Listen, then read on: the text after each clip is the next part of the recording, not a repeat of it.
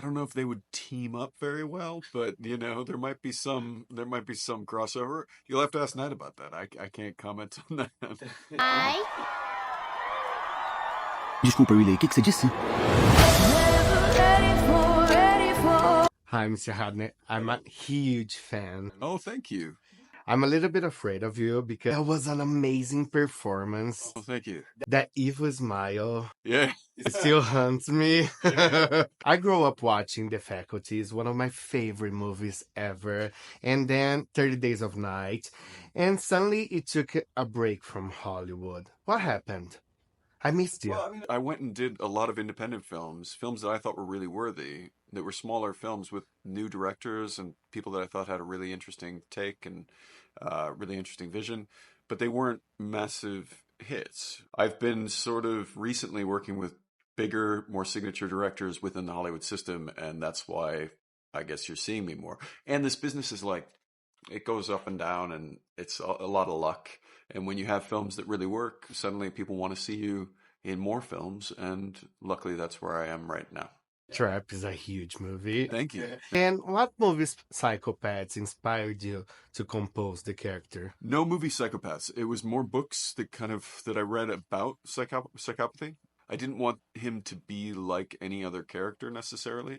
The only movie that Knight referenced when we were talking was Strangers on a Train, the old Hitchcock film, where that character is a little bit manic, but he does things. He seems like he's very personable, but he's doing horrible things all the time. Mostly just wanted to play this character true to what I thought, like, in this situation a psychopath would do. But what I loved about the character is that he's written with so many lights and so many darks. So his characters, he's in a way a loving father. He may not be able to love in the way that you and I could, but he cares deeply for the well-being of his family, along with caring deeply about the horrible things he does. So it's a strange character, and one that I haven't come across. So many layers, right? Yeah. He's one of those 20,000 in attendance today. He's realized he can't get out. And were you a fan of Shyamalan? What's your favorite movie of his? So I've been a big fan of his since the very beginning. I was just coming up in Hollywood. I was just making my first movies, and he was directing his first movies. And I remember seeing Sixth Sense in the theater and just being blown away. And then watching him go to Unbreakable and Signs afterwards, seeing the sort of breadth of his work, how different his visions could be, taking on new genres but looking at them from a different angle. I mean, if you were to tell somebody, if you were to walk into an executive's office in Hollywood and say, I want to tell a ghost story from the point of view of the ghost, and it's going to be a really fun, interesting ride, I don't think most people would really get it. But that's how Knight always approaches work. Like this one, I want to tell a thriller, but from the point of view of the antagonist, from the bad guy's point of view. It's from the guy who's trapped. I think it's remarkable that he's still able to pull these things off, high concept thrillers that seem like a throwback, but are really just entertainment, like good entertainment, a lot of fun. A lot of people think the trailer gave away the plot twist of the movie. What you can say for those people about how many surprise and plot twists are still left? There's a lot of plot twists, but I wouldn't necessarily. What I think is that Knight's a much more interesting filmmaker than just about twists, And what I love about this film is that you follow this strange, dark, interesting, sort of lovable psychopath through this very twisty, turny event. There's going to be a lot of laughter and a lot of frights, and it's just like a great experience. And that's not even kind of taking into consideration the music and all that sort of stuff that went into it. It's just a different type of film. And for me, original filmmaking is so rare to see on a big scale like this these days. I find it fun to be a part of it. I hope audiences find it fun to go see. And I don't know why, I felt this movie takes place in the same universe than Unbreakable, Glass, and Split.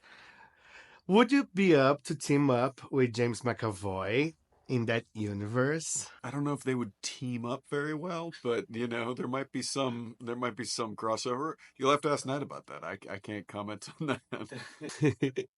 And you're in the run for play Batman for a while. There's any superhero or villain that you still want to play in the movies? When I get scripts, I don't really look at them from the point of view of like, do I want to play this be in this genre, basically look at the director and I look at the role, and I think, could this be a lot of fun to be a part of? Could this be a good, interesting new film? And do I really want to work with this director? I'm not like, ooh, like I really want to go do this particular comedy or this particular superhero film. I don't think like that. And I think it's served me well to kind of focus on that stuff as an actor. So.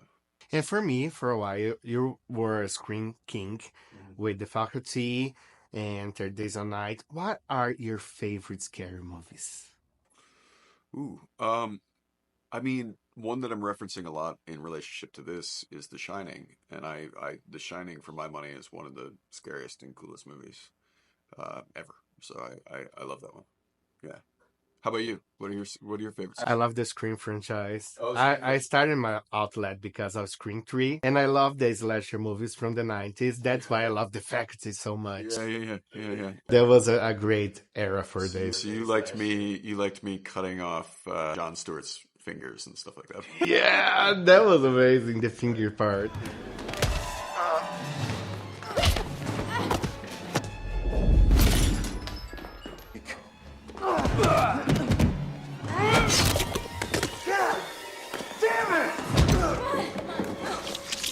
Okay, Mr. Hartnett. Thank you. Thank you very much. I hope you enjoy São Paulo. Yeah, thank you. Go have some fun. Okay, After I will. this. All right, Thank cool. you very much. Nice to see you. Nice to see you.